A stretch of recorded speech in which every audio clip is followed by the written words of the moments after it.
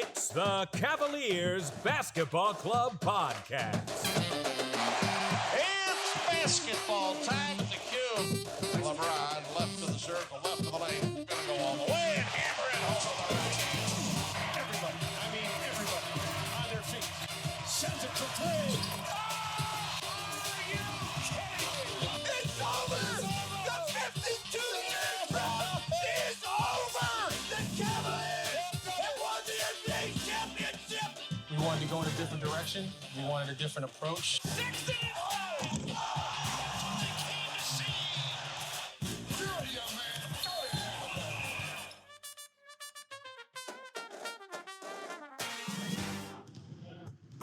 The shoot-around. The Cavs have dropped to the 6th seed, but are winners of 2 out of their last 3. With only 4 wins in the last 10 games, we've seen shades of last season come back to haunt the team. Yes, the good news is Garland came back. The bad news is that Allen is now out indefinitely with a broken finger. Having Darius back was huge for this team. They had a crucial win against Toronto that had major playoff implications, and a gutsy win against Indiana. Darius Garland is back from injury, and he is showing up in a big way. In his last 4 games, he is averaging 29.3 points and 11.5 assists. What are you seeing in his game that has allowed his offense to explode in this way? For certain matchups, he is having more patience, and he's allowing the game to come to him. He's always been a cerebral type of player, I feel like. He's always had the ability to kind of see and orchestrate and dictate in certain matchups at times. In previous years, we have seen him take guys off the dribble more easily and take guys to the basket or develop his step back 3. But now we're seeing it on the level of the entire game. In the Indiana game, for sure, he didn't really have his foot on the gas at the beginning of the game, but he understood that the team really needed him to score and to bring the win to the team in the 4th quarter. Just like LeBron had to learn, he is having to be that number 1 go-to scorer. Everybody forgets that that's not what LeBron's DNA was and still is a lot of times. When he first came into the league, the big thing you and I first commented on is we were blown away by LeBron's passing ability. Garland is a pass-first type of player, similar to guys like LeBron, who they want to connect everybody. And now we're seeing that Garland is having to be forced into this situation where he has to be the number 1 scorer on the team some nights. And that's what I'm seeing, is he's finally using that power that he has to dictate the game for passing to also scoring. Garland's expectations from day one have been through the roof. Everybody on this team, everybody in the organization has expected the most from this young man. I know I was a little bit down on his abilities, or at least I wasn't happy with everybody announcing he was going to be great right away. Part of me just wanted him to have the space to grow into being a competent NBA basketball player. Just because you show greatness or flashes of greatness in college doesn't mean it's going to translate to the professional game. I was worried about him being undersized, both his height and his frame, his body.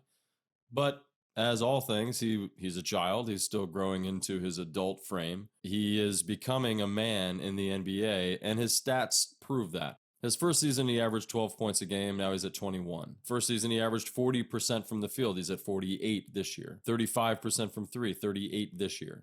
Everything's always up. Now, last year, he shot a little bit better from 3, but he's taking more shots this year. Yes, he's missed a few games due to injury. That's concerning. We've already seen the Cavaliers sign a guy to a 4-year contract that then has been on the bench, or not even the bench, been sidelined due to injury ever since, in Kevin Love. And granted, we've had him back this year, but we don't need another player that we sign to a big contract in hopes that he'll lead the team and then he can't get out on the court. So there is a concern of Garland's longevity, injury-wise. That's been there from day one. What I'm pleased to see him achieve this season is, and I think it's somewhat due to Sexton having the injury as well, he's stepped up, like you said, and become that force, that team leader that we needed him to be. He's having 30-point games now, and that's what I wanted to see. Last year, I wanted to see a few of those games just to kind of prove concept that he could be what he's showing this season. So kudos to the man. He's stepping up to the plate, stepping up to the responsibilities of what the team needs him to. We're cursed by some crazy injury thing going on over the last I don't know, 4 or 5 seasons now. We just kind of have to hope that he can stay on his feet and that he can make it into the playoffs, that the team will make it into the playoffs. It's amazing what he's been able to do to shoulder the team, to put the team on his shoulders throughout the season when he's out there. And even looking at his stats of coming back from injury, 33 points, 26 points, 17 points, 41 points. No complaints there as far as an offensive force on the team. In the same regard of what LeBron was to our team, that without him out on that court, we were basically not even a 500 ball club, that we were probably going to be not even making the playoffs without him. And it didn't matter how good of the talent pool was around him at the time. Garland's a little bit like that this year due to injuries. When he's not out there running the show, it's kind of scary to watch.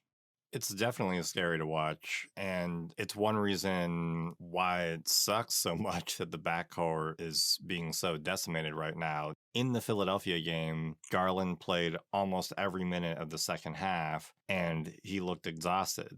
You talked a little bit about proof of concept. We know now that Darius can play with any of these players, off ball or on ball. And so hopefully in this offseason, he's already taken this massive leap that's beyond even what I imagined. I thought he would be a really good point guard. He's going to take over the reins of some of these great point guards that are older right now. If you're a point guard that can't average close to 10 assists a night, you're not a point guard that I want on my team. This is the best time to be a point guard in the NBA if you can average 30 and 10 a night. That's a big deal. Not every team is going to have that, but that's why Steph Curry is such an amazing player in today's modern NBA. The rules are just designed for them to be able to thrive. So if you can shoot the lights out and facilitate the offense, you're going to get those points and those assists. And against the 76ers to have 26 points, but those 19 assists, something like that excites me beyond belief. This idea that we could have a guy that's going to average close to 10 a night. You need those 19 assist nights to average 10 for the entire season. For sure. And that's against one of the upper East level teams and a team that has elite defenders on the floor. In the last 3 games, he's had 19, 10, and 13 for assists. So he's averaging that, what we're hoping for. I'm hopeful that now that he kind of knows kind of what the game is and what people expect from him and how he can grow, now I'm hoping he's just conditioning a little bit different. He got bigger from his rookie year to his sophomore season. Now I want him to kind of transition into a little bit more of an NBA type of body where he's super slight and super thin, which is great. I just would love if he's able to kind of transform his body to a little bit more of a guy who looks more like an NBA player. We saw that with Kyrie, I think it was the second year. It was the year that they won the championship. He really did transform his body into more of what an NBA player is supposed to look like. And I think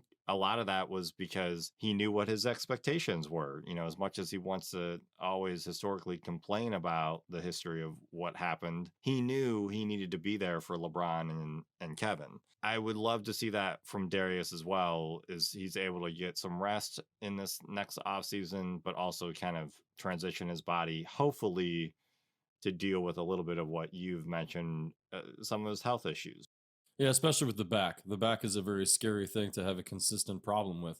It could end his career prematurely if it continues to be an issue. So hopefully it's not a bulging disc or anything to do with the spinal column at all, and it's just muscle related. I haven't actually heard specifically, have you, what his back issue is? The main thing that I've heard over and over again from the Cavs is a strain. That implies muscle, but it also implies he is a player that, just like all of our other smaller point guards that you've seen in their careers, they are constantly moving and gyrating their body in certain ways. And he's twisting around and getting hit, not getting calls. He might have to transition his game a little bit where he is taking a little bit of contact to get that call. So he might need to just have a little bit more core strength and body strength to deal with that impact as well. Because he does end up on the floor a lot because he is trying to avoid the contact and shimmy through traffic as opposed to getting hit. I think the sky's the limit in how he can expand his game. If he keeps doing what he's doing right now, I think he'll stay extremely successful. How does this change the calculus on Sexton still? Because Sexton was the point guard. And then they moved him to the shooting guard to allow Garland and Sexton to be this duo. Sexland, right? It hasn't really happened. And Sexton now is out, and kind of it's undetermined how he'll come back from his injury and how the team will use him. But now we know what we have in Garland. When he went down in injury, we still weren't sure. And now we're pretty sure we have we know we have an all-star. And we may have a Hall of Famer in the making if he keeps up stats like this. If he does this for 4 or 5 seasons, that's all it takes. So what do we think? For me personally, it doesn't change the calculus in the sense of having Sexton playing with Garland, even if that's coming off the bench. I think that Sexton, we know that he is a scorer, that he's a bucket getter. He was expanding his passing ability somewhat before his injury, but I almost wonder now, especially if LeVert's still on the team, with how the contracts lay out. I'm kind of blanking on the timeline of that. I could see that you might ask Sexton to kind of be more of a bucket getter again, just to have that. Because that's the one thing that they're missing right now is, besides Darius, besides Kevin and Jetty on, certain nights, they need a guy who the defense just is terrified of. The main person they're terrified of right now is Darius. And if Sexton can just be like, hey, I'm here, I'm going to score as many baskets as I can in the amount of time that you give me, let's do this. That's how I see it. How would you perceive it? My one thing is the stat line of shots in a game. I always talk about that. There's only so many shots, and there's usually between like 80 and 100. And for example, the Pacers game where we barely won by 3, but Garland had 41 points. There were 94 shots taken in the game by the Cavs. And Garland took 26 of those shots, and Markkanen took 14 of them. When you think about Allen, Markkanen, Garland, Kuro, like all of these guys. Mobley. Yeah, thank you. They all are going to take between 5 to 15 to 20 shots, depending on kind of how the offense is running that night. So I've always been adamant that we have room on this team still for Colin. And that especially if Love was traded, or if he doesn't come back next season in this capacity, if we somehow move him, then I think the 6th man spot that he is filling this year would very much be open. And it would be intriguing to me to see Sexton try to fill that role, because the Cavs have already shown this year that starting minutes and bench minutes are basically the same. They're going to give you whatever you're kind of used to. It's just you got to sit on the bench to start the game possibly. And that would be the only difference. So I am excited to see him come back and how they would use him, but I'm starting to think there's just not enough shots to go around. And that's what worries me, because Sexton is a guy that traditionally, the way that we used him, he shot 20, 25 times a night. Well, he can do that, and Garland can do that, and maybe one other guy can do that, Allen or Markkanen. Then just the way the shots fall with how other utility guys are used, that's about all you have left. That's why big threes are really all you can have. A big four is kind of hard. And even if you went back and looked at how the Celtics ran their big four, they never had 4 guys shooting the ball 20, 25 times a night. Rondo was an offensive initiator, but he wasn't getting tons of buckets. Exactly. So that's where I just kind of wonder if we're running out of room for Sexton to be on this team, which is very sad to me. But we're going to have to see. It's good that they didn't move him in the trade deadline. It would be very exciting to see him play alongside this new and improved Garland that we now know we have. Lamar Stevens made an appearance against Indiana, and it showed. In the waning seconds, he had a momentous block that sealed the victory for the Cavs. How does it feel to be right about him getting more playing time? I don't want to brag about being right about something that from afar, we don't know. We look at it, we watch a lot of tape, right? Just like they do. And admittedly, I'm certain they watch much more tape than we do. Being a basketball fan for my entire life, watching the Bulls in the 80s and 90s, watching the Cavs in the early 2000s, and then the run in the teens, I guess is how you'd say it. I've watched a lot of basketball. I've seen a lot of different styles of players and skill sets and people in the various positions. And I feel like I can evaluate talent decently from afar. And maybe I am arrogant in that feeling, but I've often been proved right, especially over the years of talking with you.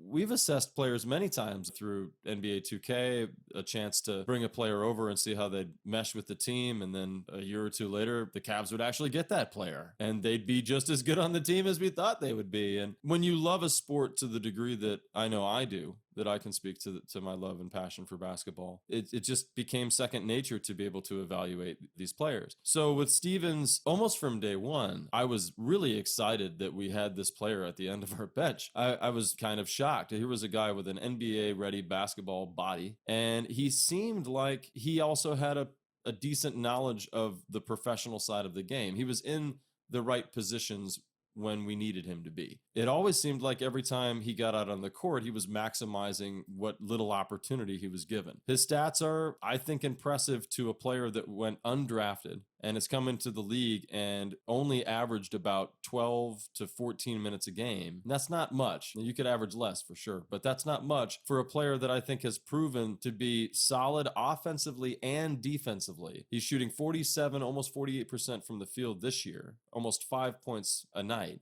His three-point shot, I mean, it was awful in his rookie season.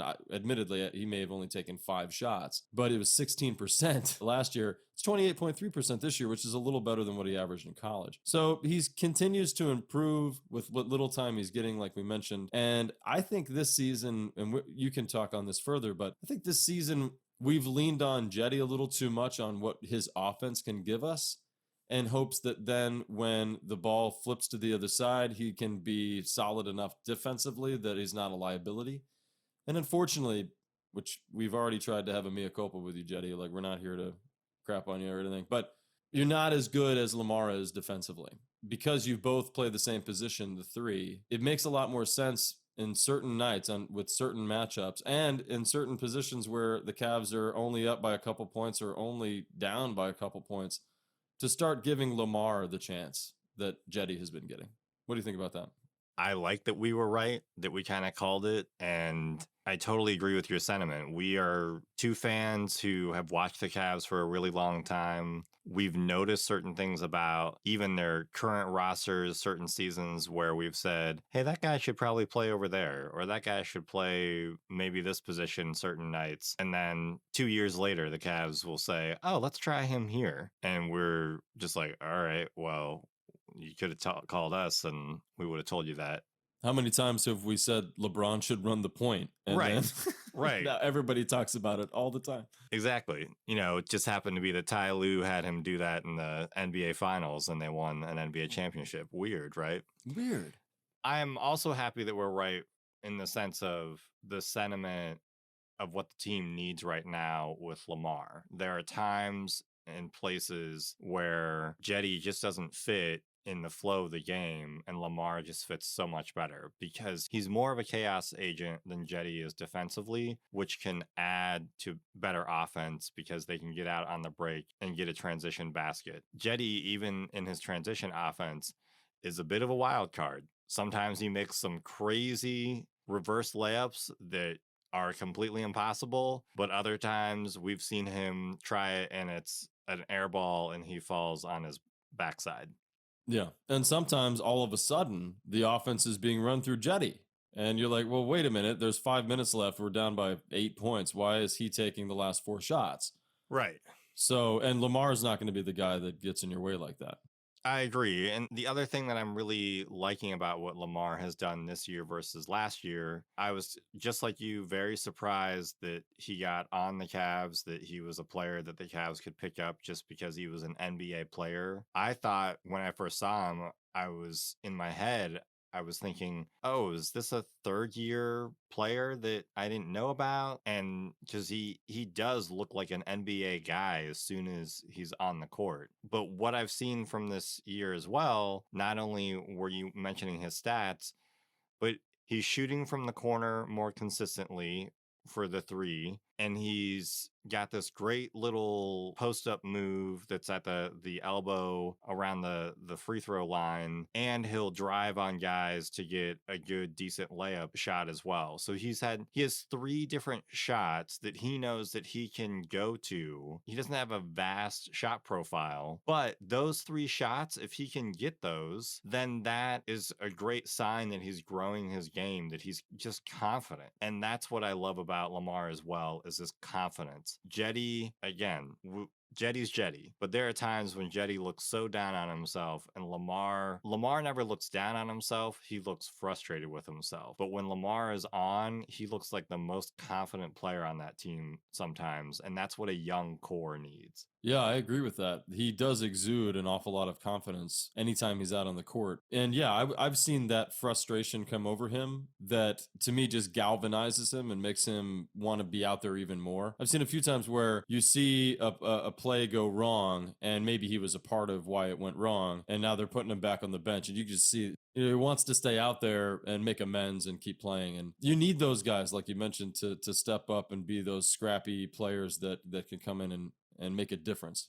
Being able to rotate Jetty and Stevens' services more often, I think, will benefit the Cavs, especially with all of the injury issues they're having. But that was the other thing I was going to mention. Lamar is taking advantage of the whole next man up mentality, and simply due to the injury problems and then probably the team chemistry problems we're going to have for the remainder of the season, he's probably going to see more time anyway. Oh, for sure. I hope he takes advantage of it because, like he has, especially being an undrafted player. This guy's already proven so much and gotten so far. It's really a Cinderella type story in a lot of ways, and it would be wonderful to see it continue further.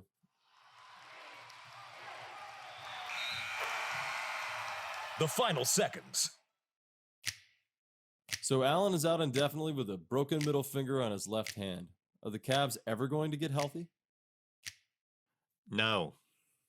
They need to borrow some of Kyrie's sage or do something because their injury issues have been crazy since LeBron came back again. They can't stay healthy. Maybe the Cavs could move their entire facility, including the Rocket Mortgage Fieldhouse, into the Cleveland Clinic. Maybe the Cleveland Clinic can just buy them, and then we know they'll just play in a hospital, and so hopefully they'll be healthy. I'm always making the joke that I think that Cleveland, there's an Indian burial ground that's underneath Cleveland, and we need to bring in some type of priest to exorcise the demons. But yeah, as a filmmaker at heart, I just think about Poltergeist 2 and that being underneath their house. Ultimately, the Cavaliers are cursed in this way. I have nothing else to say. I mean, I'm not a superstitious man, but kind of feel like being one when it comes to the Cavs, simply because last year I watched them play many nights with only 6 players. Mm-hmm. This season has gotten close to that as well a few different times. It's almost like I'm watching a team go down in a non-contact sport as if they're in a contact sport. Right. Because nowadays basketball is really not much of a contact sport. When they hit each other, they're not doing it intentionally the way that they used to. Let's put it that way. So, I mean, hand checking alone, like that being gone, it's just a lot less physical of a game. And to think that the game is now the safest and most germane and soft it's ever been, and our guys are just dropping like flies. I don't think that there's any hope other than to just kind of pray to whatever sky god you believe in that this stuff will stop. Were you surprised by Dean Wade's monstrous dunk against Toronto? Honestly, no. Only because I've seen Dean Wade, I feel like, make bigger dunks than that. It's just that the media was somewhat paying attention for once. And we haven't seen a lot of Dean Wade lately. That's another player that I feel like probably should be in the rotation more. He's not as solid defensively, so I understand why he's not out there for that regard. But occasionally, if Jetty's not hitting or somebody else isn't hitting from 3, he's a solid 3-point shooter. Yeah, I wasn't surprised because Dean has some pretty amazing athleticism and he's tenacious. He goes at the basket harder than any other player on the team. So good on him. I'm glad that people recognized something that has been there the whole time. I was surprised. I was also happy for him because you're right. It was on national television. The Toronto Cavs game, I believe, was the first and only nationally televised game for the Cavaliers this season. I actually gasped in the sense of the timing of the dunk, because the way the game was kind of seesawing back and forth, and because of the size of the Raptors, they have like 14 6'9" players, and so they have the ability to prevent people from doing that. And I was just really impressed with his timing of the dunk. I'm not surprised that he was able to pull it off. Is James Harden's style of play ruining basketball? He doesn't make me want to watch basketball anymore. When they were playing Philadelphia, I actually thought about turning the game off or doing something else because there were multiple calls in a row where James would do his "I'm gonna flop into you" motion. And clearly some type of soccer style, except at least with soccer players, that's like in the game. It's part of their gamesmanship, where the NBA said they were gonna get rid of all of this. And all of a sudden it's sprouting back up just because Harden got traded to another major East Coast team that is further along in the playoff hunt than Brooklyn. Weird. So I think the Harden style of play has always turned fans off, turned off other players, and truly is a big reason why the NBA needs to keep legislating this even harder out of the sport. Yeah, I got to be honest. I haven't paid attention to James Harden in at least 6 or 7 seasons. I really haven't. I mean, I hear his name, and occasionally if we play him, I'll see him on the court, and I catch his stats from time to time, but I lost interest in him probably 6 or 7 seasons ago, maybe more, because he doesn't play any defense. He's not a very good field general. He doesn't rally the other guys around him. He's not a player that is going to lead his team to a finals and win it. But he has that talent level. You can see it. When he left the Thunder and went down to Houston for the first couple of seasons, I thought this guy was going to make a run for LeBron's title of being the best in the NBA. But it was quickly understood that he couldn't get there because he's just a lazy basketball player. And I, in my opinion, I think he's a lazy basketball player. And that comes from, look at how unbelievably talented he is, even when he's overweight or when he clearly hasn't been conditioning himself to play the game. Look at how he's been a top 10, top 15 name in the NBA the entire time he's been in the league, even though he doesn't play any defense, and everybody knows that. And then on top of that, yeah, he's a flopper. He's a guy that will go out there and do something against the spirit of the game. And yeah, soccer, it's kind of understood that that's part of the game. In basketball, they said they'd start to find people that start to call technicals. They're not doing any of that. So James Harden, I agree. James Harden makes me not want to watch the game. If more players started playing like him, I would be watching college basketball. Did Mobley's performance against Toronto and Indiana solidify him being named Rookie of the Year? Maybe for some, it solidified it. He solidified his rookie status, his Rookie of the Year status for me, I don't know, a month and a half ago. And it's simply because looking at the players that were drafted around him, they're not touching what he's doing this year. You can make a hard argument, and I think we have. The Cavaliers would not be where they are this season without him, without that addition. How many times can you say a rookie makes that big of an impact to your starting lineup and to your franchise from day one? The guy's averaging almost 15 points a night. He's shooting 50% from the field. If he could get his 3-point percentage up, that might be the only negative that you could say about the man. But he's almost averaging a double-double in his rookie year. He probably should have been taken number 1.